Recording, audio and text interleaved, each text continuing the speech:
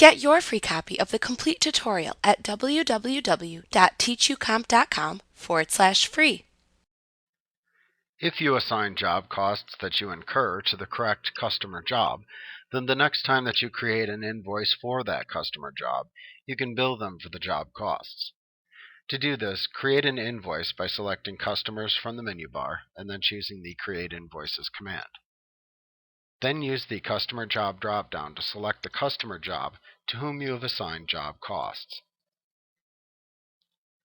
When you do this, QuickBooks will then display the Billable Time Costs window. To bill the costs, select the Outstanding Billable Time and Costs to Add to the Invoice option button, and then click the OK button to continue and open the Choose Billable Time and Costs window. Note that even if you select not to bill the time and costs at this moment, you can later click the Add Time Costs button that appears within the main tab of the ribbon at the top of the invoice window to open the Choose Billable Time and Costs window later. Now in the Choose Billable Time and Costs window, you can click the Expenses and Items tab as needed to display the outstanding expenses recorded and items purchased for the selected customer job. Select the expenses to bill to the customer by clicking the leftmost column next to each line item to mark it with a check mark. On the Expenses tab, you can even mark up amounts that are entered if needed by entering the amount or percentage to mark up the selected items into the Markup Amount or Percent field.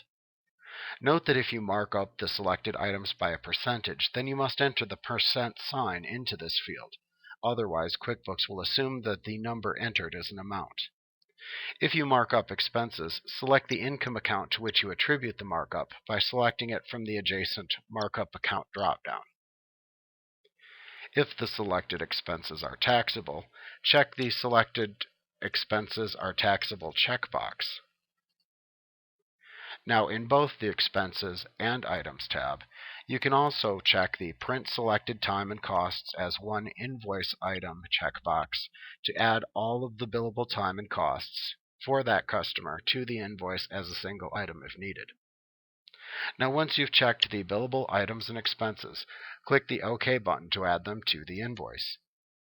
You can then complete and save the invoice as you normally would, and then close the Create Invoices window once you're finished.